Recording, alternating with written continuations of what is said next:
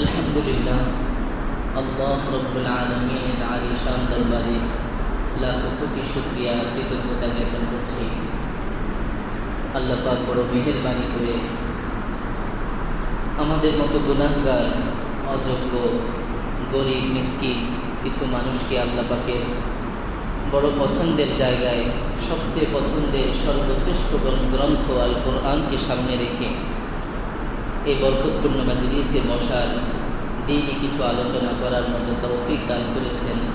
মাহবুদের দরবারে, মনিবের দরবারে, মাওলা পাকের দরবারে অন্তরের অন্তঃস্থল থেকে কালিমাতুশ শুকর জানাই আলহামদুলিল্লাহ।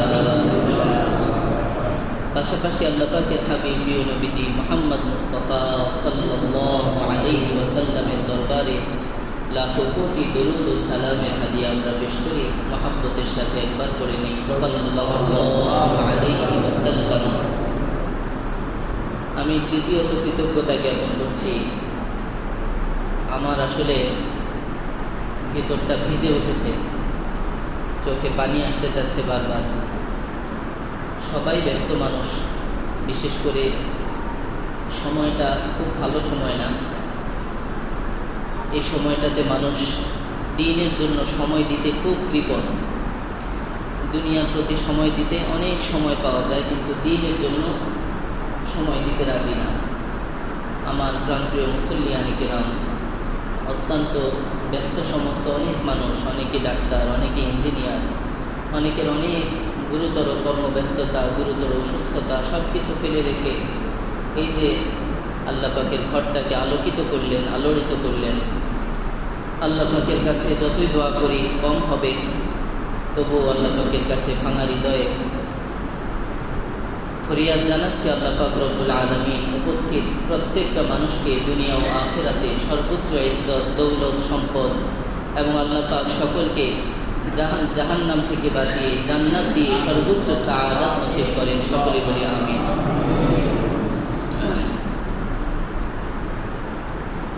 বিশেষভাবে আরেকটু কৃতজ্ঞতা জানাই। আমার তো এই মসজিদে আপনাদের খেদমত যে করছি আমি আজকে 6 মাস হলো। 6 মাস গিয়ে 7 মাসে পদার্পণ করেছি। একদমই সামান্য অল্প সময়। এই সময়ের মধ্যে আলহামদুলিল্লাহ অত্র এলাকার আশপাশের মানুষদের যে পরিমাণ ভালোবাসা, মহাব্বত আমি পেয়েছি, এটা নিঃসন্দেহে আল্লাহ পাক রব্বুল আলামিনের বহুত বড় ইহসান, বহুত বড় দয়া। আল্লাহ পাক রব্বুল আলামিন আপনাদের সকলকে সর্বোচ্চ জাযায়ে খায়র নসিব করেন, আমিন। এই আজকের এই অনুষ্ঠানটা এভাবে কার্যকর হওয়ার পিছনে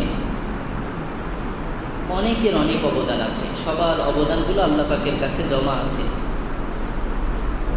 তারপরেও একটু স্মরণ করতে চাই, আমি এখানে আসার পর থেকেই, প্রথম দিন যখন আমি আলোচনা করেছি তারপর থেকেই আমাদের এখানে উপস্থিত আছেন আমাদের কাসেম ভাই, এবং আমাদের নাম বললে অনেকের নাম বলা যাবে। আমাদের ওই ভাইজান আছেন, বহু মানুষ। এবং আপনারা হয়তো খেয়াল করছেন এখানে কলেজ ভার্সিটির অনেক ছেলেরা দূর দূরান্ত থেকে এসেছে। এবং আমি আল কোরআনকে নিয়ে এই মজলিসটা, এটা আজকেই প্রথম না আমার। ইতিপূর্বেও আলহামদুলিল্লাহ আমাদের বিভিন্ন জায়গার, আমাদের দিনই বিভিন্ন ভাইদেরকে নিয়ে আলহামদুলিল্লাহ আল্লাহ পাক বসার তৌফিক দিয়েছেন অন্য জায়গায়। আল্লাহ পাকের কসম করে বলছি, এই মসজিদে আমি আগের কিছু মজলিসে অনেকের কাছে দোয়া চেয়েছিলাম যে সম্ভাবনা আছে কিছুদিন পরে আশরাফিয়া জামে মসজিদে যখন কার্যক্রম চলছে, দোয়া চেয়েছিলাম যে এখানে হয়তো ইনশাআল্লাহ আমার একটা ব্যবস্থাপনা আল্লাহ পাক করবেন, ইনশাআল্লাহ আমরা সামনে বড় সড়ো করে মজলিস এখানে করব। কয়দিন আগের কথা আল্লাহ পাক কীভাবে বাস্তব করে দিলেন, কিভাবে সব কিছু অনুকূল করে দিলেন। আল্লাহ পাকের সব ইহসান, বড় দয়া, অনুগ্রহ, আল্লাহ পাকের কৃপা ছাড়া এটা কোনোভাবে সম্ভব হয়নি। যারা এর পিছনে যেভাবে অংশগ্রহণ করেছেন, আমাকে সাহস দিয়েছেন, মসজিদ আবাদের জন্য যেভাবে যার জায়গা থেকে যেভাবে অংশগ্রহণ করেছেন আল্লাহ জানেন। আল্লাহ পাক প্রত্যেককে সর্বোচ্চ জাযায়ে খায়র নসিব করেন, আমিন। মূল কথায় চলে যাই ইনশাআল্লাহ। আমরা আজকে আলোচনা করব ইনশাআল্লাহ কোরআন মাজিদের একটা সূরা আছে, সূরাতু আল কলাম থেকে। সূরাতুল কলম। কলম শব্দের অর্থ কলম, বাংলায় আমরা কলম বলি, আরবিতে একটু উচ্চারণটা একটু অন্যরকম হয়, আল কলম। এই সূরা থেকে আমরা আলোচনাটা শুরু করব। প্রশ্ন জাগতে পারে আপনাদের, এই সূরা থেকে আলোচনাটা কেন? এই সূরাটা হলো আমাদের কোরআন মাজিদের হিফজুল কোরআন, যেটা এটার 29 নাম্বার পারার 2 নাম্বার সূরা। স্বাভাবিক প্রশ্ন জাগার কথা, এর আগে এতগুলো পারা, পরেও আরও কিছু সূরা রয়ে গেছে, এই জায়গা থেকে কেমন হয়ে গেল? এটা তো কোনো তারতিব হলো না, শৃঙ্খলা হলো না, এরকম মনে হচ্ছে না? আচ্ছা, বিষয়টা হলো, আমি মূলত এই কোরআনের দার্স আলোচনা যখন শুরু করেছি তখনই মূলত বলেছিলাম যে আমাদের সবচেয়ে বড় বর্তমান ক্রাইসিস হলো ঈমানের ক্রাইসিস। সবচেয়ে বড় বিপর্যয়, বড় বিপদ, এটা কি? ঈমানের বিপদ। আমলের যে ঘাটতি নাই তা না, আমাদের আমলেরও অনেক ঘাটতি আছে, পাশাপাশি ঈমানেরও ঘাটতি আছে। কিন্তু এই দুইটাকে যখন আমরা একসঙ্গে ফেলে কম্পেয়ার করব, তো ঈমানের অবস্থাটা এমন, এখানে ত্রুটি থাকলে বাঁচার কোনো রাস্তা নাই। আর আমলটা হচ্ছে এরকম, আমরা তো চাই কারো ত্রুটি না থাকুক, কিন্তু তারপরেও যদি ত্রুটি থাকেও তবু ঈমান ঠিক থাকলে আমলের ত্রুটিগুলোর কারণে কিছুদিন শাস্তি পেয়েও জান্নাতে যাওয়ার সম্ভাবনা বলেন না আছে। কিন্তু ঈমানে যদি ঘাটতি থাকে তাহলে তো কোনো সম্ভাবনা নাই। তাহলে বলেন তো, এই দুইটার মধ্যে ঘাটতি তো আছে দুটোতেই, কিন্তু গুরুত্বের বিচারে আমাদের কোনটাকে আগে রাখা দরকার? ঈমান। ঈমানটাকে নিঃসন্দেহে। তা আপনারা জানেন কোরআন মাজিদে যে সূরাগুলো আছে, এই সূরাগুলো দুইটা ধরন। এই সূরাগুলো নাজিল হওয়ার দুইটা ধরন। কিছু সূরা আছে যেগুলো আমাদের নবীজি হিজরত করার আগে, মদিনায় হিজরত করার আগে মক্কায় অবতীর্ণ হয়েছে, যে সূরাগুলোকে আমরা চিনি মাক্কি সূরা। কি সূরা? মাক্কি সূরা। আর কিছু সূরা নাজিল হয়েছে নবীজি মদিনায় হিজরতের পর, সেগুলোকে আমরা চিনি মাদানী সূরা। খুব ভালো করে কান খাড়া করে খেয়াল রাখতে হবে, একটা কথা ছুটে গেলে অনেক কিছু চলে যাবে। মাক্কি যে সূরাগুলো আছে, অর্থাৎ নবীজি মক্কায় থাকাকালীন যে সূরা, সেই সূরাগুলোর মূল বৈশিষ্ট্য হলো এই সূরাগুলোতে মূলত 3টা বিষয়ের আলোচনা করা হয়। কয়টা?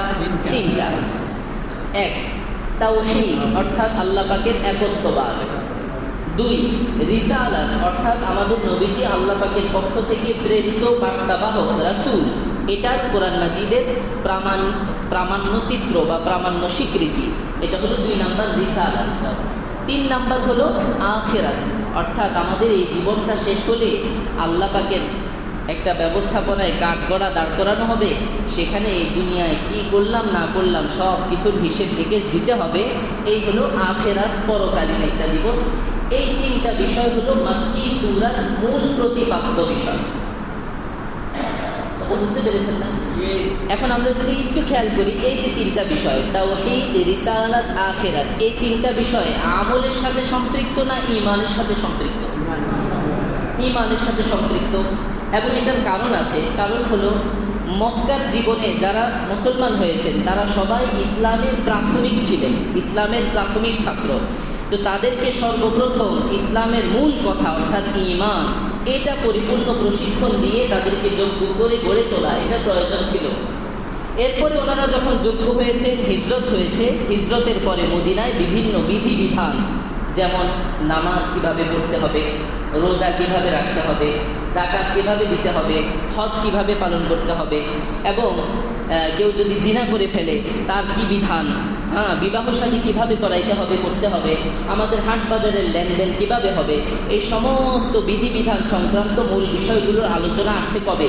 মদিনায় হিজরতের পরে।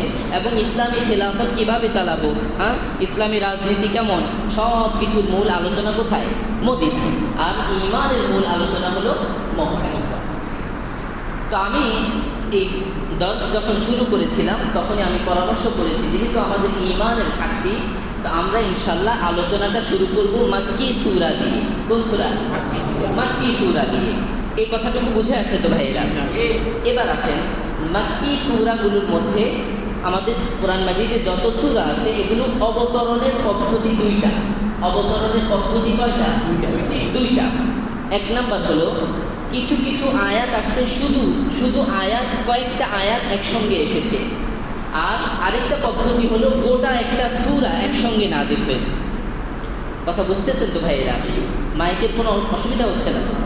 আচ্ছা, কিছু আয়াত একসঙ্গে এসেছে, এটা হলো একটা পদ্ধতি। আর আরেকটা পদ্ধতি হলো গোটা একটা সূরা কি হয়েছে, একসঙ্গে নাজিল হয়েছে।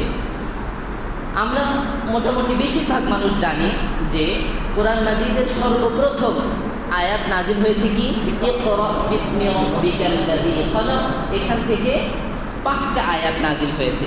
তার মানে কি বোঝা গেল, সর্বপ্রথম একটা গোটা সূরা নাজিল হয় নাই, 5টা আয়াত নাজিল হয়েছে। তার মানে হলো আয়াত হিসেবে সর্বপ্রথম নাজিল হওয়া আয়াতগুলো হলো সূরাতুল আলাক তথা ইকরা বিসমি রাব্বিকাল্লাযী খালাক, এই সূরার প্রথম 5 আয়াত।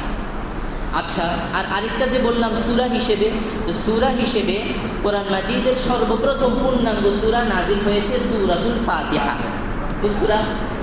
সূরাতুল ফাতিহা। কথা বুঝতে পেরেছেন? তাহলে অবতরণের ধরন কয়টা হলো? দুইটা হলো।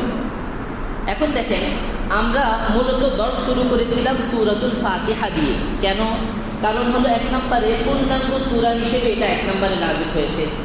দ্বিতীয়ত হলো এটা কোরআন মাজিদের বর্তমান যে বিন্যস্ত করা হয়েছে কোরআনটা, এটার মধ্যেও সর্বপ্রথম স্থান দেওয়া হয়েছে কোনটাকে? সূরাতুল ফাতিহা। সূরাতুল ফাতিহা এই নামের অর্থ হলো ভূমিকা। কি ভূমিকা? কি শেষে আসে না আগে আসে? আগে আসে। ওই হিসেবেও সূরাতুল ফাতিহা আগে আসে। আরেকটা বিষয় হলো প্রত্যেকটা সালাতে আমরা সূরাতুল ফাতিহা পড়তেই হয়, এছাড়া নামাজ হয় না। এই সমস্ত বিবেচনায় আমরা সূরাতুল ফাতিহার আলোচনাটা আগে নিয়ে এসেছি। এরপরে কোরআন মাজিদের দ্বিতীয় সূরা হিসেবে আমরা বাছাই করেছি আয়াত হিসেবে প্রথম যেটা নাজিল হয়েছে, অর্থাৎ সূরাতুল আলাক, ইকরা বিসমি রাব্বিকাল্লাযী খালাক। এটা আমরা আলহামদুলিল্লাহ শেষ করেছি।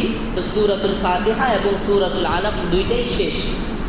এই যে শেষ করলাম দুইটা সূরা, আমাদের আগের মজলিসগুলোতে যারা অংশগ্রহণ করেছেন, আমাদের কিছু ভাই মাশাআল্লাহ তারা অত্যন্ত চেষ্টা করে, আপনারা দেখছেন মনে হয় এখনও একটা মোবাইল দেওয়া আছে, তারা খুব সুন্দর করে অডিও রেকর্ড করেছেন। আগের যে দার্সগুলো ছিল সেগুলো তারা অনলাইনে কীভাবে যেন এগুলো ছেড়ে দিয়েছেন মাশাআল্লাহ। তো যারা সেখান থেকে উপকৃত হতে চায় তারা আমাদের ভাইজানদের সাথে একটু যোগাযোগ করবো। একটু কষ্ট করে হাত তুলি, কার সাথে যোগাযোগ করলে পাওয়া যাবে ইনশাআল্লাহ?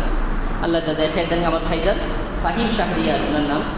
তো ওনার কাছে যোগাযোগ করলে ইনশাআল্লাহ লিঙ্ক বা যেভাবে এটা পাওয়া যায় উনি বলে দেবেন, ইনশাআল্লাহ সেখান থেকে উপকৃত হতে পারবো। তো আমরা আজকে যে সূরাটা বাছাই করেছি সেটা হলো সূরাতুল ফালাক। সূরাতুল আলাকের পরে দ্বিতীয় সূরা হিসেবে, আয়াত হিসেবে প্রথম অবতারিত সূরা হলো সূরাতুল ফালাক। কথা বুঝতে পেরেছেন? 2 নম্বর সূরা। তার মানে বলেন তো, আমরা কি বিক্ষিপ্ত আলোচনা করছি নাকি একটা ধারা আছে? আলহামদুলিল্লাহ একটা ধারা আছে। তো ইনশাআল্লাহ এই ধারাটাতেই আমরা সামনে আলোচনাটা করব। এখন আসেন, আমরা পড়ব কোন পদ্ধতিতে? আমাদের এটা একটা দর্সের মতো, একটা ক্লাসের মতো। ক্লাসটা আমরা কিভাবে করব? তো আমার ক্লাসের পদ্ধতিটা হলো, আমি প্রথমেই শাব্দিক অনুবাদ করব। প্রত্যেকটা শব্দ আলাদা আলাদা করে এটার অনুবাদ করব, অর্থ বলবো।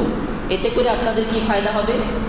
কিছু আয়াত আপনারা শুনলে অন্য বিভিন্ন কোরআনের জায়গা থেকে বিভিন্ন শব্দ যদি আপনারা এখান থেকে মুখস্থ করেন, কোরআনের আরও অন্যান্য জায়গাতেও আপনারা অর্থ মিলাতে পারবেন ইনশাআল্লাহ। শাব্দিক অনুবাদ করব। এরপরে আমরা ব্যাখ্যা সাপেক্ষ একটু ভাব অনুবাদটা করব, যাতে মূল অনুবাদটা বুঝে আসে। 2 নাম্বার। 3 নাম্বার পর্যায়ে গিয়ে আমরা ইনশাআল্লাহ সংক্ষিপ্ত কিছু তাফসীর ব্যাখ্যা, এটার আলোকে যা কিছু বলা যায় সংক্ষেপে ইনশাআল্লাহ বলার চেষ্টা করব। আল্লাহ পাক সহিভাবে বলার, বুঝার, আমল করার তৌফিক দান করেন, আমিন। বিসমিল্লাহির রহমানির রহিম।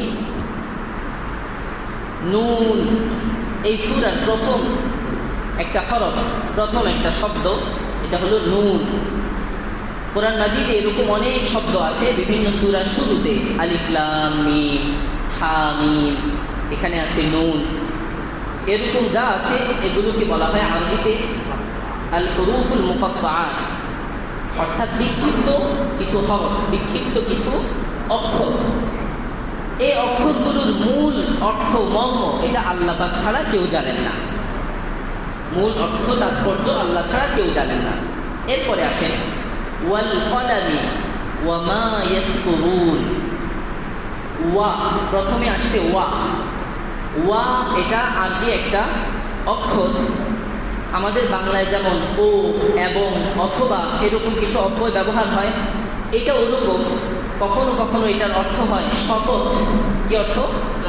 শপথ। আল্লাহ পাক কসম করেন, শপথ করেন বিভিন্ন জিনিসের নামে, তখন ওয়াও এই হরফটা দেন। কখনো কখনো এটার অর্থ আসে এবং, কখনো কখনো এটা বর্তমান অবস্থা বোঝানোর জন্য আসে, এরকম নানান অর্থে আসে।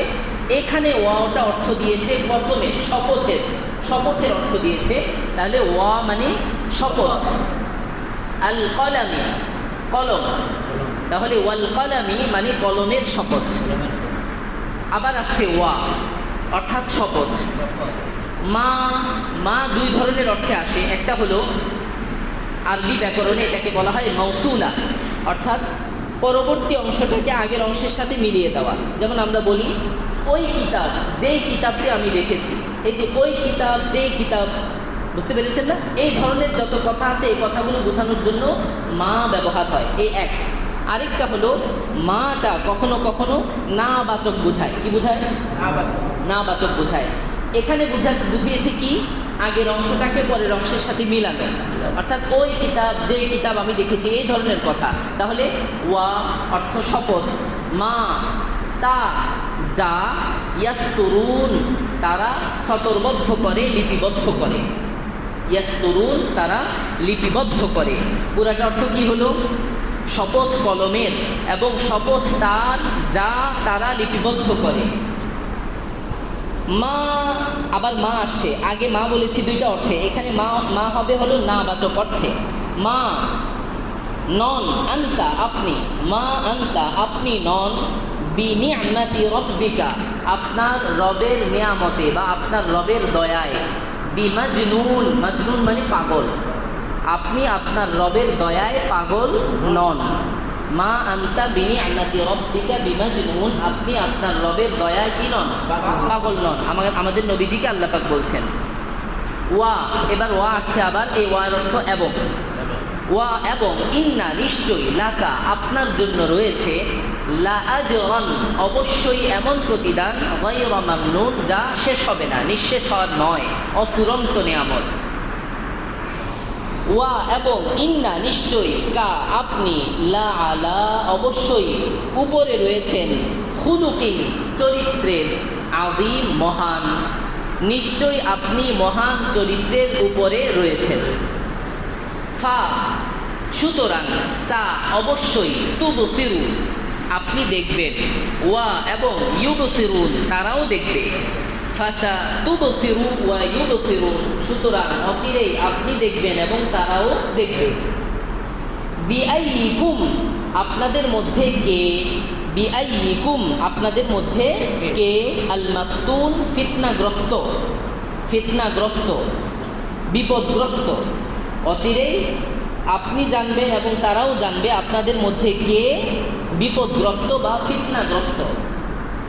ইন্না নিশ্চয়ই, রব্বাকা আপনার প্রভু, হুয়া তিনি, আ'লামু অধিক জানেন, বিমান ওই ব্যক্তির ব্যাপারে যে, বল্লা হারিয়ে গেছে, আন সাবিলিহি তার পথ থেকে, রাস্তা থেকে, যে তার রাস্তা থেকে হারিয়ে গিয়েছে, সরে গেছে, তার ব্যাপারে কে ভালো জানেন?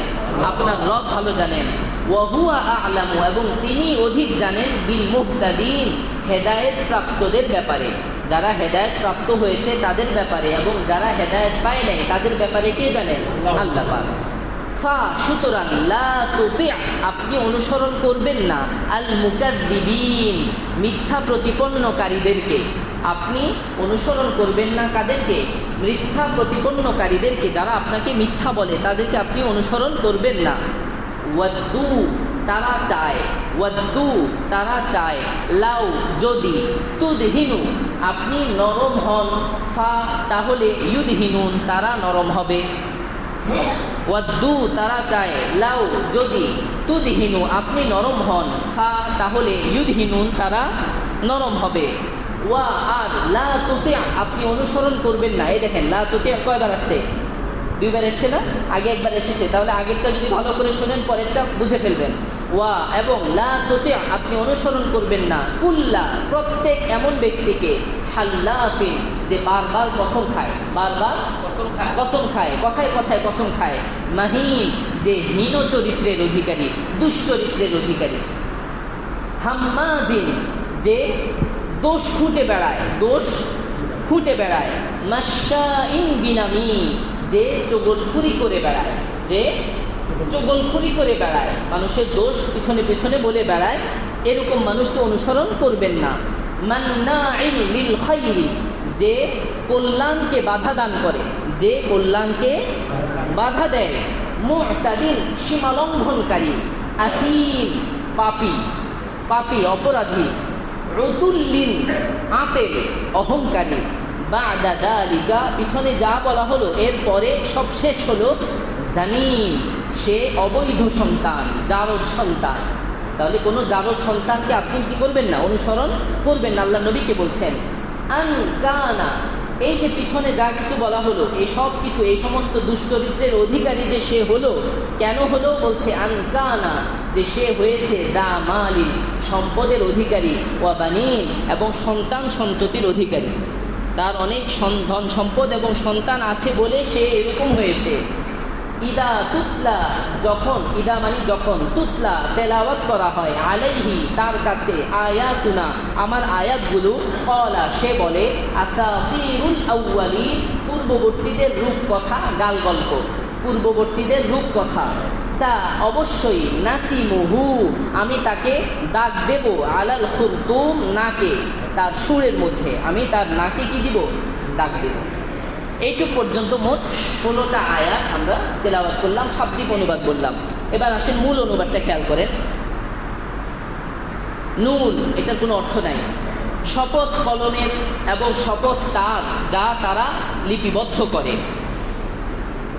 আল্লাহ পাকের দয়ায় নবীজি আপনি পাগল নন, এবং আপনি তো, আপনার জন্য তো রয়েছে অফুরন্ত প্রতিদান, আর আপনি তো রয়েছেন মহান চরিত্রের উপর অধিষ্ঠিত। সুতরাং অচিরেই আপনিও দেখবেন এবং তারাও দেখবে আপনাদের মধ্যে কে অধিক বিপদগ্রস্ত। নিশ্চয়ই আপনার রব তিনি জানেন কে তার পথ থেকে সরে গিয়েছে এবং তিনি জানেন কে হেদায়েতের উপর আছে। সুতরাং আপনি যারা মিথ্যা প্রতিপন্ন করে তাদের অনুসরণ করবেন না, এবং তারা চায় যদি আপনি নরম হন তাহলে তারাও নরম হবে। আপনি অনুসরণ করবেন না প্রত্যেক ওই ব্যক্তিকে যে কথায় কথায় কসম খায় এবং যে হীন চরিত্রের অধিকারী, যে পিছনে পিছনে দোষ চর্চা করে, দোষ খুঁজে বেড়ায়, এবং যে মাশাইন বিনামিন চগলখুরি করে বেড়ায়, এবং যে কল্যাণের পথে বাধা প্রদানকারী, সীমালঙ্ঘনকারী, মহাপাপী, যে আতেল অহংকারী, এবং সবশেষে যে অবৈধ সন্তান। এসব কিছু সে এই কারণে যে তার অনেক মাল ধন সম্পদ এবং অনেক সন্তান সন্ততি হয়েছে। যখন তার কাছে কোরআনের আয়াত পড়ে শোনানো হয় সে বলে এগুলো পূর্ববর্তীদের গাল গল্প, পূর্ববর্তীদের বানানো কথা। আমি অচিরেই অবশ্যই তাকে তার নাকে দাগ টেনে দিব, তার নাকে চিহ্ন দিয়ে দিব। বুঝে আসছে তো এতটুকু পর্যন্ত অনুবাদ। এবার আমাদের অনেক প্রশ্ন জাগে, এখানে অনেক কথা আমরা স্পষ্টভাবে বুঝি না, তাই না? এবার আমরা একটু ব্যাখ্যার মধ্যে যাব। প্রথমেই আমরা একটু বুঝে নেই এই যে আয়াত, এই আয়াতের মূল অংশগুলো কোন প্রেক্ষিতে নাজিল হয়েছে।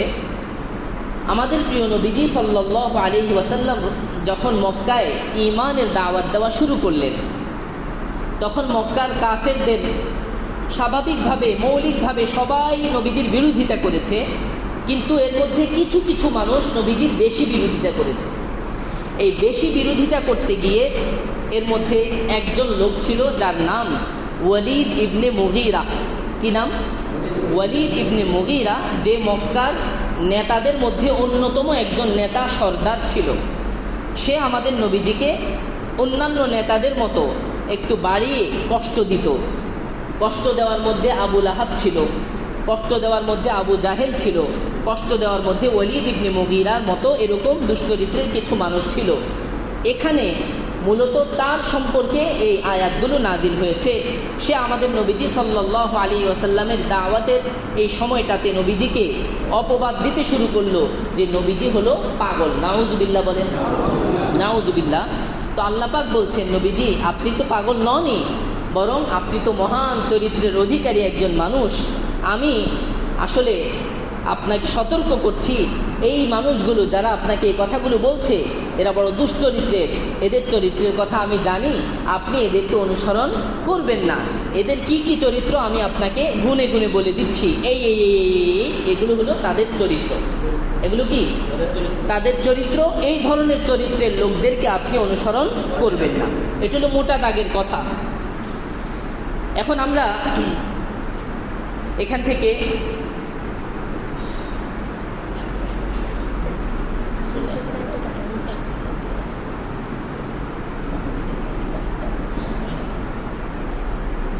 যে আনসার ওনাকে বলবা এই সময়টাতে বাচ্চাদেরকে বের না করা, হ্যাঁ, শয়তান।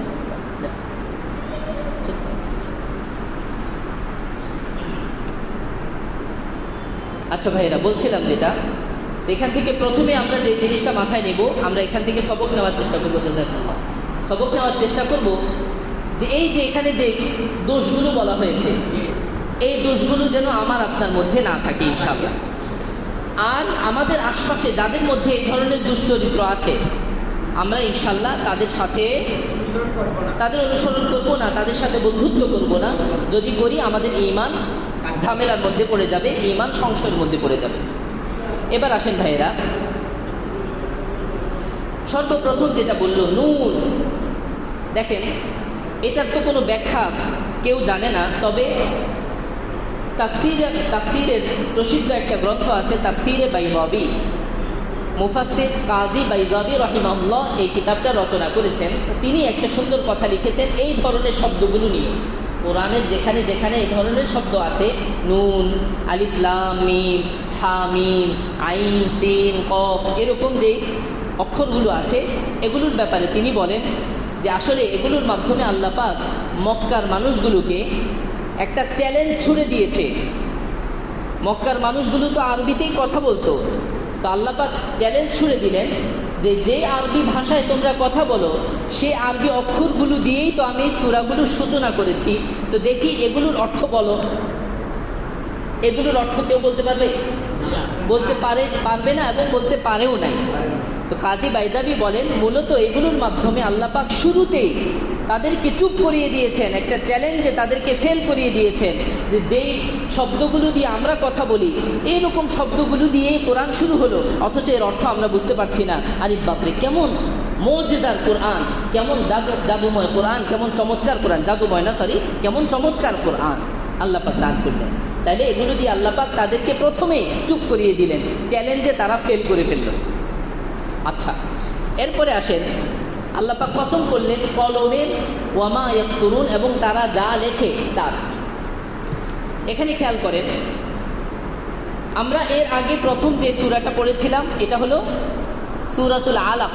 ইকরা, ইকরা শব্দের অর্থ কি? পড়ো। আর এখানে কি বলল? ওয়াল কলাম, কলমের শপথ, এবং যা দুনিয়ার মানুষ লিপিবদ্ধ করে তার শপথ। তাহলে ওখানকার শব্দ আর এখানকার শব্দ এই দুইটা যদি আমরা মিলাই, ওখানে হলো পড়ার কথা, এখানে হলো লেখার কথা। কোরআনের একদম প্রথম আল্লাহ পাক রব্বুল আলামিন দুইটা সূরা দিলেন। প্রথম সূরাতেই দিলেন ইকরা, দ্বিতীয় সূরা দিলেন কলম। তাহলে ইকরা মানে পড়ো আর কলম মানে লেখো। পড়া এবং লেখা এই দুইটাকে আল্লাহ পাক একসঙ্গে দিয়ে আমাদেরকে বোঝালেন যে পড়া লেখা ছাড়া আসলে গতি নাই। এই উম্মতের জিন্দিগি গড়ার জন্য সর্বপ্রথম যে চ্যালেঞ্জ আল্লাহ পাক দিলেন উম্মতের জন্য, এই চ্যালেঞ্জ যদি উম্মত গ্রহণ করতে পারে ইনশাআল্লাহ ঈমানের নূর তার সিনাটাকে আলোকিত করে দিবে, জ্ঞান তার অন্তরটাকে খুলে দিবে, অন্ধকারে তাকে থাকতে হবে না, বেদাত কুফর থেকে বেঁচে থাকা তার জন্য সহজ হবে। কিসের মাধ্যমে বলেন? পড়ালেখার মাধ্যমে। পড়ালেখার মাধ্যমে আল্লাহ পাক প্রথম আয়াত দিলেন ইকরা, দ্বিতীয় সূরার প্রথম কথা বললেন আল কলাম, কলমের কথা। আচ্ছা, এরপরে আসেন, দেখেন আল্লাহ পাক রব্বুল আলামিন এখানে কলমের কসম করলেন। এই কলম দ্বারা আসলে কোন কলম উদ্দেশ্য? এই কলম দ্বারা কোন কলম উদ্দেশ্য? এটা একটা প্রশ্ন থাকে। এই ক্ষেত্রে অনেকের অনেক বক্তব্য আছে। সবচেয়ে সুন্দর নির্ভরযোগ্য কথাটা বলেছেন আল্লামা ইবনে কাসির রাহিমাহুল্লাহ। তাফসীরের কিতাবে সবচেয়ে নির্ভরযোগ্য যে গ্রন্থটা আছে সেই গ্রন্থটার নাম তাফসীর ইবনে কাসির। এই তাফসীরি কিতাবের মধ্যে আল্লামা ইবনে কাসির রাহিমাহুল্লাহ উল্লেখ করেছেন যে এখানে যে কলমটা উদ্দেশ্য, এই কলমটা দ্বারা আসলে আল্লাহ পাক রব্বুল আলামিন ওই পৃথিবী সৃষ্টির শুরু লগ্নে যে কলমটা সৃষ্টি করেছেন সর্বপ্রথম, তাকদীরের কলম, এই কলমটা আল্লাহ পাক উদ্দেশ্য নিয়েছেন। এবং উনি এই যে কথাটা বলেছেন, এই কথাটার সপক্ষে একটা হাদিসের দলিল দিয়েছেন। কিসের দলিল? হাদিসের দলিল। সে হাদিসটা বর্ণনা করেছেন হযরত উবাদা ইবনে সামিত রাদিয়াল্লাহু আনহু। হাদিসখানা বুখারী শরীফ সহ অন্যান্য হাদিস গ্রন্থে বর্ণিত হয়েছে। হযরত উবাদা ইবনে সামিত তার সন্তানকে, ছেলেকে উনি বলতেছেন যে হে বৎস, তুমি ঈমানের স্বাদ ততক্ষণ পর্যন্ত পাবে না যতক্ষণ পর্যন্ত এই বিশ্বাস না রাখবে যে তোমার কাছ থেকে যা হারিয়ে গিয়েছে সেটা আসলে তোমার পাওয়ার মতো ছিল না, আর যেটা তুমি পেয়েছো সেটা তোমার কাছ থেকে হারানোর ছিল না। বুঝতে পেরেছেন? আল্লাহ পাক রব্বুল আলামিন পৃথিবীতে সর্বপ্রথম কলম সৃষ্টি করেছেন। সাহাবী বলেন আমি এটা নবীজির কাছ থেকে বলতে শুনেছি। নবীজি বলেছেন সর্বপ্রথম আল্লাহ পাক কি সৃষ্টি করেছেন? কলম। কলমকে সৃষ্টি করে আল্লাহ পাক বলেছেন কলম তুমি লেখো। কলম বলেছে রব্বি ওয়ামাদা আকতুবু, হে আমার রব আমি কি লিখব? তো কলম, আল্লাহ পাক রব্বুল আলামিন বললেন উকতুব মাকাদিরা কুল্লি শাইইন হাত্তা তাকুমাস সাআহ, কিয়ামত সংঘটিত হওয়া পর্যন্ত দুনিয়াতে যা কিছু ঘটবে সব কিছু লিখে ফেলো, সব কিছুর তাকদীর লিখে ফেলো। তো সে সব তাকদীর লিখে ফেললো। এরপরে আল্লাহ পাকের নবী বললেন এখন যেই বিশ্বাসটা দাঁড়িয়েছে, এই বিশ্বাসটার উপর যদি কেউ মৃত্যুবরণ করে তবেই সে সঠিক, আর যদি এই বিশ্বাস সে লালন না করতে পারে তাহলে সে সঠিক নয়। এই কলমের লিপিতে আল্লাহ পাক রব্বুল আলামিন দুনিয়াতে যা ঘটবে সব কিছু লিখে দিয়েছেন। এর মধ্যে এরকমও ঘটনা আছে, হাদিসের কথা বলছি, এরকমও ঘটনা আছে একজন মানুষ দুনিয়ার তার জীবনের শুরু লগ্ন থেকে সে দিনদার, পরহেজগার, মুত্তাকি, কিন্তু জীবনের শেষ অংশে গিয়ে সে জাহান্নামের কাজ করে বসলো, যার কারণে আল্লাহ পাক রব্বুল আলামিন শেষটা খারাপ হওয়ার কারণে তার ঠিকানা দিয়ে দিলেন কোথায়? জাহান্নামে। আর এরকম অনেক মানুষ আছে যার জীবনটা কেটেছে জাহান্নামী কাজে, পাপের কাজে, জীবনের শেষ বয়সে এসে সে তওবা করে ফিরে এসেছে, আল্লাহ পাক তাকে তওবার উপর ঈমানের সাথে মৃত্যু দিয়েছেন, তো তার মৃত্যুর সাথে সাথে সে জান্নাতে চলে গেল। এই কথাগুলো সে তাকদীরে লেখা আছে। আমার ভাগ্য কোথায়?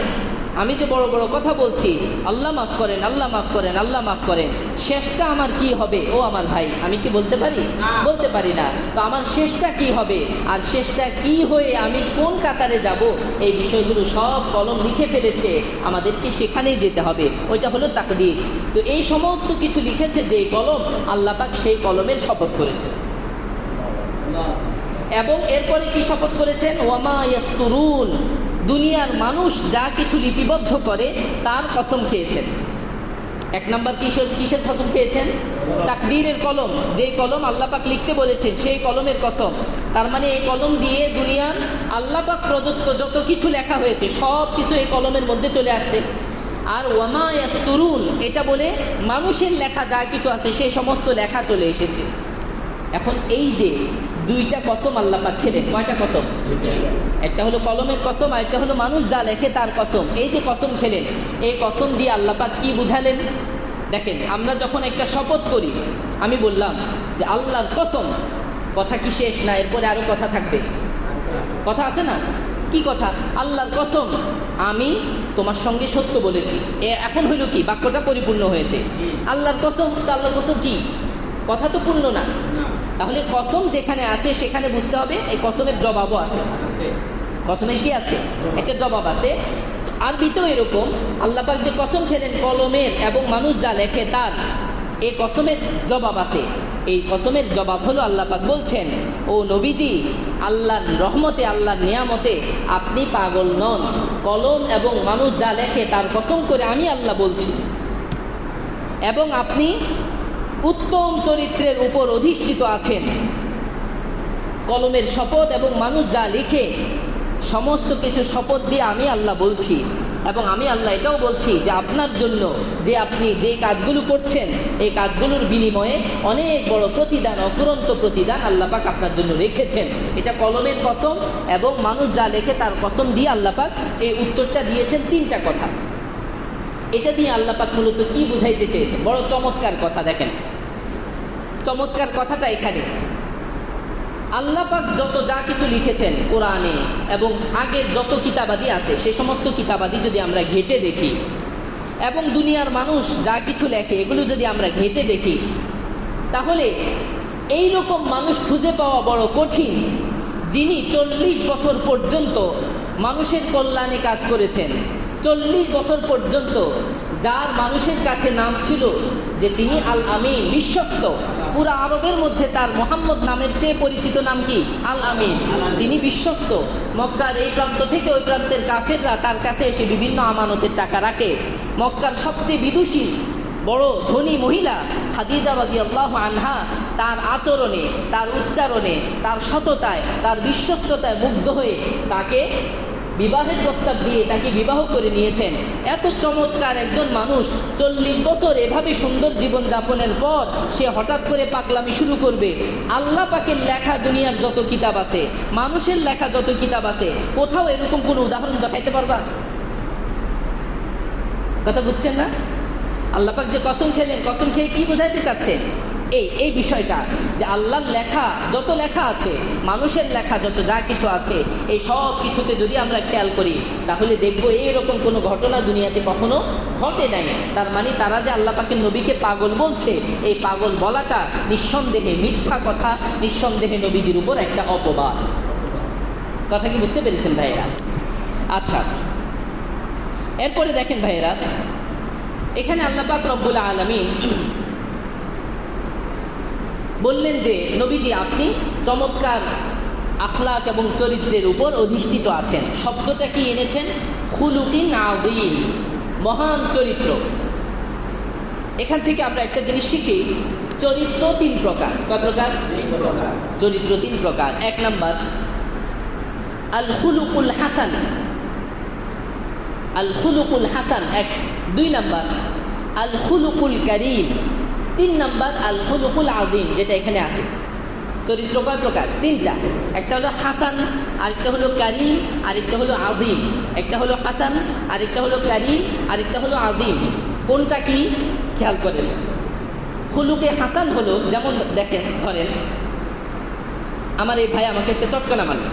কি দিল? চটকানা মারলো। আমি তার বিপরীতে তাকে হুবহু সে যতটুকু চটকানা দিয়েছে আমি অতটুকু চটকানা দিলাম, তাকে বাড়িয়ে দিলাম না। তার মানে তার উপর আমি জুলুম করলাম না। সে যতটুকু দিয়েছে আমি ততটুকু ফেরত দিয়েছি। এটাকে বলা হয় খুলুকে হাসান। হাসান উত্তম চরিত্র, এটা উত্তম চরিত্রের মধ্যে পড়ে। কেউ আপনাকে গালি দিল, কটু কথা বললো, আপনি তার বিপরীতে হুবহু ওই মাপের একটা কটু কথা বলে তাকে জবাব দিয়ে দিলেন। এটাতে আপনাকে খারাপ বলা যাবে না। আপনি তার উত্তর দিয়েছেন সমভাবে। সে আগে বলেছে, আপনি এর জবাব দিয়েছেন, তো এটা হলো খুলুকে হাসান বলে এটাকে। আচ্ছা, কেউ আপনাকে গালি দিল, আপনি তার বিপরীতে চুপ থাকলেন, কিছু বললেন না, এটাকে বলা হয় খুলুকে কারীম। কারীম। আমাকে চটকানা দিল, আমি তাকে কিচ্ছু বললাম না, চটকানাও দিলাম না, কিচ্ছু বললাম না, এটাকে বলে খুলুকে কারীম।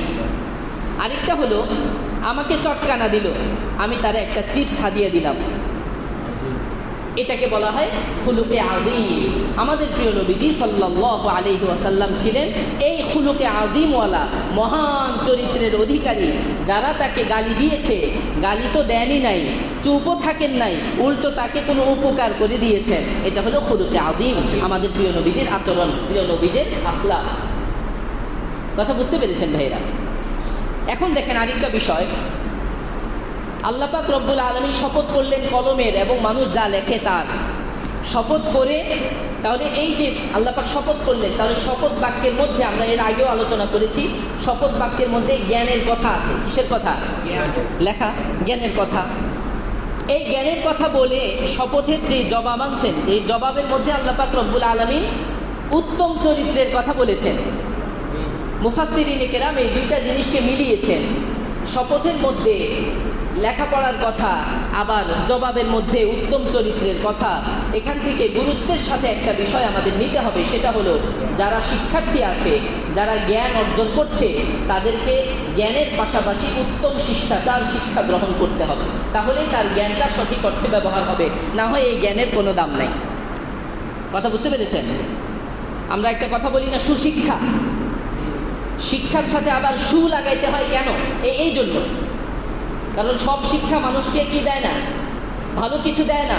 সুশিক্ষা মানুষকে ভালো কিছু উপহার দেয়। ওই শিক্ষা উপহার দেয় যে শিক্ষার মাধ্যমে মানুষের উপকার করা যায়। কথা বুঝতে পেরেছেন? তাহলে যেই শিক্ষার সাথে আপনি আপনার শিষ্টাচার, আপনার আদব আখলাক ঠিক রাখবেন, সেই শিক্ষাটাই মূলত শিশু শিক্ষা। তো আল্লাহ পাক এখানে বললেন শিক্ষা অর্জনের পাশাপাশি আমাদের আদব আখলাকও কি রাখতে হবে বলে, ঠিক রাখতে হবে। শিক্ষা এবং দীক্ষা, শিক্ষা এবং কি বলে দীক্ষা, এই দুইটা মিলেই ইনশাল্লাহ আমরা প্রকৃত মানুষ হতে পারবো। এবং এই বিষয়টা আল্লাহ পাক পৃথিবী সৃষ্টির শুরুতে আমাদেরকে চোখে আঙ্গুল দিয়ে দেখিয়েছেন। শয়তান, ইবলিস শয়তান ছিল, আদম আলাইহিস সালাম ছিলেন, ফেরেশতারা ছিল একসাথে। আল্লাহ পাক রব্বুল আলামিন ফেরেশতাদেরকে বললেন আমি মানুষ বানাবো। কেমন? ফেরেশতারা একটু তর্ক করেছে, কিন্তু এরপরে তারা আবার তাদের ভুল বুঝতে পেরেছে, তারা সেজদা দিয়েছে। আদব, কি বলে আদব, তারা আদব দেখিয়েছে।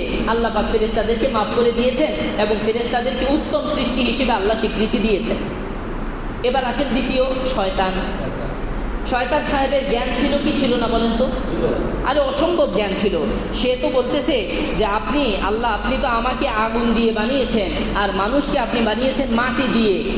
আগুন এটা উপরের দিকে ওঠে, মাটি হলো নিচের দিকে যায়, তাহলে আগুন যেটার উপরে গতি, সেই না, তাকেই না সেজদা করবে, আমি কেন সেজদা করব?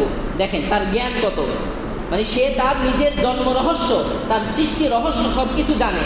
মানুষের সৃষ্টি রহস্যও কি তার মুখস্থ। জ্ঞান কাকে বলে? কিন্তু আল্লাহ পাক যখন বললেন তুমি সেজদা দাও, আল্লাহ পাকের আদেশ উপেক্ষা করে সেজদা দিল না, বড়কে সম্মান করলো না, সবচেয়ে বড় মহান সত্তাকে সম্মান করলো না। আদব নাকি বেয়াদবি? বেয়াদবি। এই বেয়াদবি করার সঙ্গে সঙ্গে শিক্ষা থাকা সত্ত্বেও তাকে বিতাড়িত করে দেওয়া হলো, লানত দিয়ে শেষ করে দেওয়া হলো। আল্লাহ পাক চোখে আঙ্গুল দিয়ে শিক্ষা দিলেন যে শুধু শিক্ষা হলেই আল্লাহ পাকের রহমত পাওয়া যায় না, সাথে দীক্ষা থাকতে হয়, আদব আখলাক থাকতে হয়, তখনই আল্লাহর রহমত পাওয়া যায়। মুসা আলাইহিস সালাতু ওয়াস সালাম তাওরাত কিতাব আনতে গিয়েছেন তুর পাহাড়ে। আল্লাহ পাক রব্বুল আলামিন ওনাকে বললেন মুসা উপরে তো আসবা, উপরে আসার আগে নিচে থেকে তোমার স্যান্ডেল খুলে আসো। উপরে আসার আগে কি করো? ফাখলা'না আলাইক, তোমার স্যান্ডেলগুলো খুলে এরপরে আসো, কেননা উপরে আল্লাহর কিতাব দেওয়া আছে, ইলম দেওয়া আছে, জ্ঞান দেওয়া আছে। বলেন তো এই জ্ঞান আহরণের জন্য মুসা আলাইহিস সালামকে আদব শিক্ষা দেওয়া হলো না বেয়াদবি? আদব শিক্ষা দেওয়া হলো। এবার আসেন আমাদের প্রিয় নবীজি সাল্লাল্লাহু আলাইহি ওয়াসাল্লাম। 40 বছর পর্যন্ত আমাদের নবীজির কাছে কোরআন আসে নাই। 40 বছর পর্যন্ত নবীজি কি করেছেন? নবীজিকে কোরআনের জন্য প্রস্তুত করা হয়েছে, নবীজিকে প্রস্তুত করা হয়েছে সততার বেস, আমানতের বেস, উত্তম চরিত্রের বেসের উপর নবীজি যখন প্রতিষ্ঠিত হয়েছেন তখন নবীজির উপর কোরআন এসেছে। অর্থাৎ এই কোরআন এটা শুধুমাত্র এমনিতেই এটা আমাদেরকে দেওয়া হবে না, যদি এটার সঙ্গে আদব থাকে, উত্তম চরিত্র থাকে, তখনই ওই ইলমটা আমাদেরকে দেওয়া। কথা বুঝতে পেরেছেন? 3টা ঘটনা বললাম, 3টা ঘটনা থেকে এলেমের সাথে আদব শিষ্টাচারের একটা গভীর সম্পর্ক। যদি আমরা প্রকৃত জ্ঞান অর্জন করতে চাই, জ্ঞান দিয়ে ফায়দা পেতে চাই, উপকার পেতে চাই, আমাদের জ্ঞানের সাথে কি লাগবে বলেন তো? আমাদের আদব লাগবে, উত্তম শিষ্টাচার লাগবে। এটা আল্লাহ পাক এই কোরআনের এই আয়াত থেকে এবং যে ঘটনাগুলো বললাম এখান থেকে আল্লাহ পাক এটা বুঝিয়েছেন। এরপর দেখেন আল্লাহ পাক রব্বুল আলামিন আয়াত বলেছেন ফাসাতুবসিরু ওয়া ইউবসিরুন, অচিরেই আপনিও দেখবেন এবং তারাও দেখবে। কি দেখবে? যে তাদের মধ্যে, আপনাদের মধ্যে ফিতনাগ্রস্ত কে বেশি।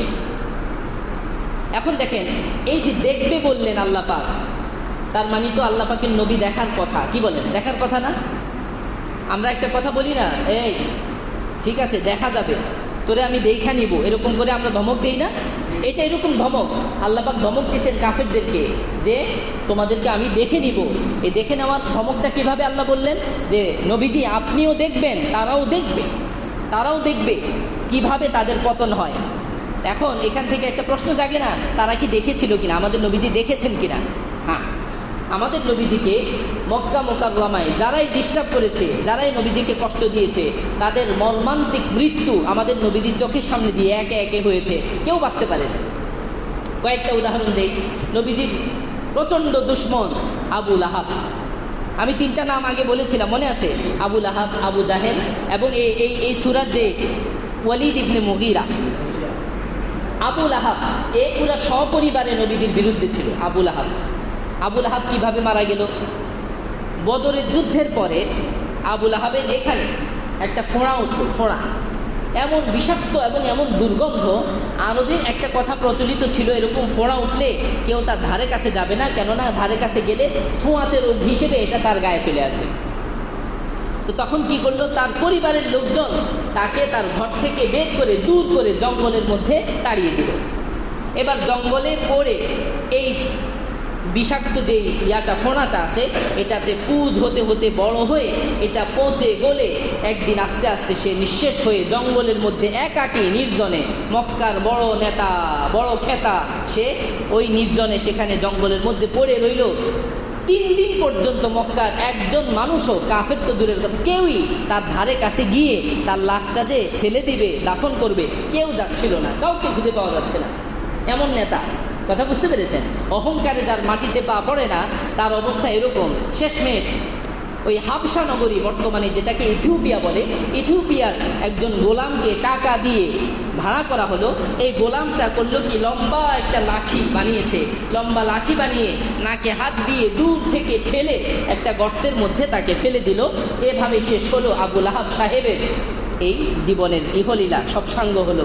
কত ইজ্জত, কত সম্মানের মৃত্যু, কি বলেন? খুব সম্মানের মৃত্যু। আল্লাহু আকবার। এটা নবীজি সাল্লাল্লাহু আলাইহি ওয়াসাল্লামের চোখের সামনে, নবীজির সামনে ঘটেছে। নবী সাল্লাল্লাহু আলাইহি ওয়াসাল্লাম এগুলা সব জেনেছেন, খুব ভালো করে জেনেছেন এই শাস্তি। আচ্ছা, 2 নাম্বার আবু জাহেল। হায় হায় হায়, এটা তো আরও ভয়ঙ্কর। আবু জাহেল ছিল খুব সম্মানের প্রতি আগ্রহী, সে সবসময় সম্মান চাইতো, কথা বুঝতে পেরেছেন? আচ্ছা, বদরের যুদ্ধে আবু জাহেল বড় পাতি নেতা, সে তার সেনাবাহিনীর কাতার সব ঠিক করতেছে। এমন সময়ে মুসলমানদের দল থেকে ছোট্ট বাচ্চা মুআজ, তার আরেক ভাই মুআউইজ, 2 ভাই, তারা ছোট বাচ্চা সাহাবীদেরকে জিজ্ঞেস করলো, আবু জাহেলকে, এর কথা শুনলাম আমাদের নবীজিকে খুব কষ্ট দেয়, আমাকে দেখান, আমি তারে মারবো, কথা বুঝতে পেরেছেন? তা হযরত আব্দুল্লাহ ইবনে মাসউদ রাদিয়াল্লাহু আনহু উনি দেখাই দিলেন যে ওই দেখো, ওই দৌড়াইতেছে, এটা পিচ্চি বাচ্চা, সে দৌড়ে চলে গেছে, একটা তরবারি নিয়ে গিয়ে সোজা আঘাত করছে তার গর্দানের মধ্যে। গর্দান ক্ষতিগ্রস্ত হয়েছে, ওখান থেকে রক্ত পড়া শুরু হয়েছে। এরপরে গিয়ে একজন বড় সাহাবী হযরত আব্দুল্লাহ ইবনে মাসউদ রাদিয়াল্লাহু আনহু, কোনো বর্ণনায় অন্য সাহাবীর কথাও বলা হয়, উনি গিয়ে তার গর্দানটা পুরা আলাদা করে দিলেন। যখন গর্দান আলাদা করা হয়, তখন এই শয়তান দুষ্ট লোক সে বলতেছে, আমার গলাটা একটু বড় করে কাটো, যাতে অন্যদের গলা যখন রাখা হবে আমার গলাটা যাতে একটু উঁচুতে থাকে। কথা বুঝেন নাই? মানে যখন মারা যাচ্ছে তখনও অহংকার শেষ হয় না। গলাটা বড় করে কাটলে, ধরেন এখান থেকে কাটলে, তো যখন গলাগুলো, কাফেরদের কল্লাগুলো সিরিয়ালে রাখা হবে, তো তার কল্লাটা যদি এখান থেকে কাটা হয় তো একটু উঁচা হবে না? একটু উঁচা হবে। যদি এখান থেকে কাটা হয় তো একটু নিচা হয়ে যাবে। বলছে আমার গলাটা একটু বড় করে কাটো। একবারে গলার সাথে এখানে লাগিয়ে কাটা হয়েছে তার গলা, কথা বুঝছেন? তা আল্লাহ পাক কোরআনে একটা আয়াত নাজিল করেছেন, যুক ইন্নাকা আনতাল আজিজুল কারীম, তুই আস্বাদন কর জাহান্নামের শাস্তি, তুই তো বড় নিজে খুব সম্মানের প্রার্থী ছিলি, আল্লাহ পাক তোকে এখন জাহান্নামের কীট বানিয়ে দিলেন, এবং দুনিয়াতেও তোর ইজ্জত নাই, আখিরাতেও তোর ইজ্জত নাই, সম্মান নাই। আল্লাহ পাকের নবী দেখলেন কিনা এর শাস্তি? ওয়ালিদ ইবনে মুগীরা, একই অবস্থা। ওয়ালিদ ইবনে মুগীরা এই বদরের যুদ্ধের পরে পায়ে অথবা কোনো বর্ণনায় তার হাতে এখানে কোনো একটা জায়গায় বেড়া থাকে না, গ্রামের বেড়া, তো এরকম বেড়াটার এই ধরনের কোনো একটা জায়গায় যাইতে গিয়ে, পথ চলতে গিয়ে সে একটা আঘাত পেয়েছে, একটা খোঁচা লেগেছে। এর খোঁচা এখান থেকে এটা পচন ধরে গেছে। পচন ধরে পচতে পুরা শরীরে পচন ধরে এই ছোট্ট একটা আঘাতে সে নিঃশেষ হয়ে গেল। তারা সম্মান মনে করতো কিসে জানেন? সম্মান মনে করতো যে বড় বীর বাহাদুরের সাথে লড়াই করে তাকে হত্যা করা হবে, তখন হলো তার সম্মান। কিন্তু 3 জনের একজনও এভাবে সম্মানের সাথে মারা যেতে পারে নাই। আল্লাহ পাক লাঞ্ছনা দিয়ে অপমানিত করে তাদেরকে মৃত্যু দিয়েছেন। আমাদের নবীজি নিজের জীবদ্দশায় সব দেখে গিয়েছেন। বলেন তো এই আয়াতটা সেই কথার স্বীকৃতি কিনা? স্পষ্ট স্বীকৃতি। এটা আমাদের নবীজির একটা বড় মুআজিজা, আমাদের নবীজির একটা বড় সম্মান, ইজ্জত। আল্লাহ পাক এটা দান করলেন। চোখের সামনে আয়াতের বাস্তবতা আল্লাহ পাক দেখিয়ে দিলেন, আল্লাহ পাক দেখিয়ে দিলেন। এরপরে দেখেন আল্লাহ পাক রব্বুল আলামিন আরেকটা গুরুত্বপূর্ণ কথা বলেছেন, ইন্না রাব্বাকা হুয়া আ'লামু। আল্লাহ পাকই বেশি জানেন কে পথভ্রষ্ট আর কে হেদায়েত প্রাপ্ত। এখান থেকে আমি একটা হাদিস আপনাদেরকে উদ্ধৃত করেছিলাম, মনে আছে কিনা? আমি বলেছি যে আল্লাহ পাক রব্বুল আলামিন কলম দিয়ে সব লিখে রেখেছেন, কার জীবনের শেষটা ভালো হয় আর কার জীবনের শেষটা খারাপ হয়, এটা কে জানেন বলেন? আমার ভাইয়েরা, খুব গুরুত্বপূর্ণ একটা কথা আমি আমার নিজেকে নসিহত করতেছি, আপনাদেরকেও বলতেছি। আমরা যারা আলহামদুলিল্লাহ হেদায়েতের পথে চলতে পারছি, হৃদয়ে কখনো যেন অহংকার না আসে যে বাপরে বাপ কত বড় আমি একটা বেটা হয়ে গেছি, যে হেদায়েত পেয়ে গেছি। আরে ওইদিকে হাঁটে, নামাজ পড়ে না, এগুলোর কোনো হিসেব আছে? এগুলোর বাপ মা আছে? এগুলোর কিভাবে কি হাসন নাসর হবে? আমি আলহামদুলিল্লাহ হেদায়েত পেয়ে গেছি। আলহামদুলিল্লাহ বললে তো একটা আছে, কিন্তু ভিতরে একটা অহংকার, আমি তো হেদায়েত প্রাপ্ত, অন্যকে আমি নাক ছিটকাইলাম, অন্যকে আমি তুচ্ছতাচ্ছিল্য করলাম। খবরদার খবরদার, এটা কখনোই যেন না হয়, কখনোই যেন না হয়। আমি যত বড় বুজুর্গ, যত বড় পিশাচ, যত বড় হুজুর, যত বড় আল্লামা হয়ে যায় কেন, এটা ভিতরে রাখতে হবে, আমার মতো গুনাহগার দুনিয়াতে আর কেউ নেই। আমি আমার রবের কাছে সবচেয়ে বেশি হেদায়েতের ভিখারি। যখন সূরা ফাতিহাটা আমি পড়ি তখন সবচেয়ে বেশি মনোযোগ দিয়ে যেন এটা পড়া হয়, ইহদিনাস সিরাতাল মুস্তাকিম। ও আমার মাবুদ, আপনি আমাকে হেদায়েত দেন, হেদায়েত দেন। আমি আপনার কাছে সবচেয়ে বেশি হেদায়েতের ভিখারি।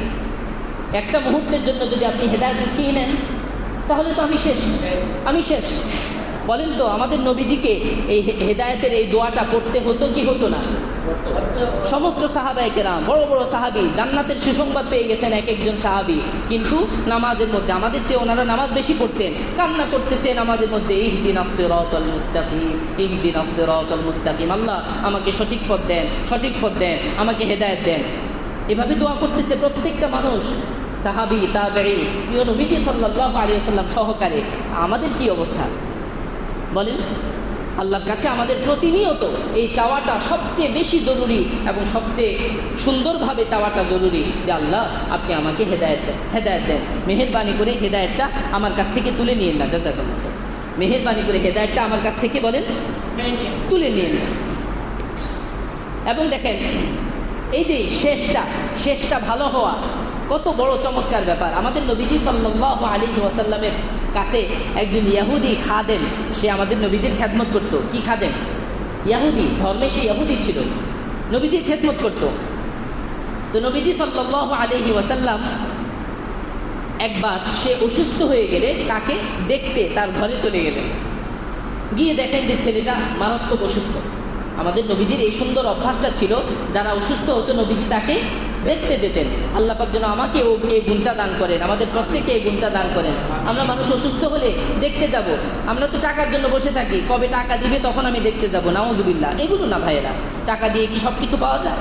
মানুষের আন্তরিকতা, মহাব্বত, এগুলোর জন্য এই সুন্নতগুলো পালন করতে হয়। তো নবীজি অসুস্থ হলে সাথে সাথে দেখতে চলে যেতেন। তো দেখেন ছেলেটা কি নবীজির সেবক, নবীজির খাদেম, সামান্য একজন মানুষ, তাকে না দেখতে গেলে কি এমন ছিল? কোনো সমস্যা ছিল না। অসহায়, দুস্থ, গরিব, যে কেউ অসুস্থ হলে আমাদের নবীজি তাকে দেখতে যেতেন।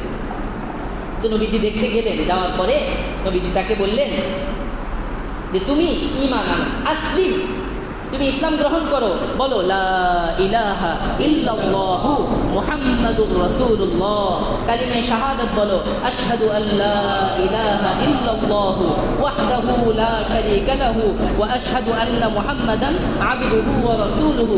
তুমি এভাবে আল্লাহ পাককে এক বলে সাক্ষী দাও আর নবীজিকে একমাত্র রসুল হিসেবে সাক্ষী দাও। তো এই সাক্ষীটা দিলে তুমি মুসলমান হতে পারবে। তো সে তার বাবার দিকে তাকালো, কথা বুঝছেন? বাবার দিকে তাকালো। তো বাবা তখন তাকে বলতেছে, আতি আবুল কাসিম, আমার ছেলে তুমি মুহাম্মদকে অনুসরণ করো। তো সে সঙ্গে সঙ্গে ঈমান পড়ে মুসলমান হয়ে গেল এবং ঈমান এর কালিমা পড়ে মুসলমান হওয়ার কয়েক সেকেন্ডের মাথায় সে ইন্তেকাল করে মারা গেল। এই ইন্তেকালের পরে আমাদের নবীজি সাল্লাল্লাহু আলাইহি ওয়াসাল্লাম তার ঘর থেকে নবীজি বের হয়ে আসতেছেন, কি বলে জানেন? আলহামদুলিল্লাহিল্লাযী আনকাযাহু মিনান নার। আল্লাহ পাকের নবী দোয়া করতেছেন, ও আল্লাহ, সব প্রশংসা আপনার, আপনি এই ছেলেটাকে একবারে শেষ সময়ে আপনি তাকে হেদায়েত দিয়ে জান্নাতের অধিকারী করে দিয়েছেন, তাকে জাহান্নাম থেকে বাঁচিয়েছেন। আল্লাহ আপনার শুকরিয়া, আপনার শুকরিয়া। দেখেন, শেষ সময়ে ঈমান। আমার প্রিয় ভাইয়েরা, আমরা তো মানুষের পিছনে মেহনত করিই না। মানুষের কি অবস্থা, মানুষের হেদায়েত কোথায় গেল না গেল, আমার নিজের হেদায়েত নাই, আমাদের কি ঈমানের কি পরিস্থিতি, এগুলো নিয়ে সব সময় খুব ভীত সন্ত্রস্ত থাকা উচিত। মানুষের হেদায়েত নিয়ে দরদের সাথে কাজ করা উচিত। মানুষ যেন, আমাদের যেন শেষটা ভালো হয়, শেষটাতে যেন আমরা ঈমানের কালিমা পড়ে আল্লাহর কাছে যেতে পারি। খুব কান্না করা ভাইয়েরা, অনেকের জীবনের শেষ সময় চলে আসছে, এখনও বসে বসে টিভি দেখে, এখনও বসে বসে জমি জমার হিসেব করে, কোন ছেলেটাকে কোন জায়গায় পাঠাবে এগুলোর হিসেব করে, অথচ শেষ কালিমাটা ওনার কি হবে খবর নাই, খবর নাই। আমার ভাই, সারা জীবন আপনি যে গতিতে চলবেন, শেষটা আপনার সেভাবেই যাবে, সেভাবেই যাবে। এই জন্য হাদিসের মধ্যে আছে, কেউ যদি যৌবন বয়সে ভালো কাজ করে তো বৃদ্ধ বয়সে আল্লাহ পাক ফেরেশতাদেরকে বলেন, ফেরেশতা লেখো যৌবনে যে ইবাদত করেছে, বৃদ্ধকালে যদিও অসুস্থতার কারণে পারতেছে না, যৌবনকালের ইবাদত সব বৃদ্ধকালে লিখে দাও। হাদিসের কথা। তো এই জন্য ভাইয়েরা, এখন যাদের সামর্থ্য আছে, তৌফিক আছে, ইনশাল্লাহ সময়টা ভালোভাবে কাটাবার চেষ্টা করি। আশা করা যায় আল্লাহ পাক ইনশাল্লাহ শেষটা ভালো করবে। আল্লাহর কাছে আমিও দোয়া করি, আমরা প্রত্যেকেই দোয়া করি। অনেক অংশ রয়ে গিয়েছে, ইনশাল্লাহ সামনের মাজলিসে ইনশাল্লাহ আলোচনা করব। আশা করি আপনাদের ফায়দা হয়েছে না ভাইয়েরা? কোরআন এটা তো ফায়দা ছাড়া কিছুই না, সমস্ত কথা ফায়দাজনক। আল্লাহ পাক রব্বুল আলামিন সহি কথা বলার, বুঝার, আমল করার তৌফিক দান করেন। ওয়া আখিরু দাওয়ানা আলহামদুলিল্লাহি রাব্বিল আলামিন। সুবহানাকাল্লাহুম্মা ওয়া বিহামদিকা আশহাদু আল্লা ইলাহা ইল্লা আনতা আস্তাগফিরুকা ওয়া আতুবু ইলাইক।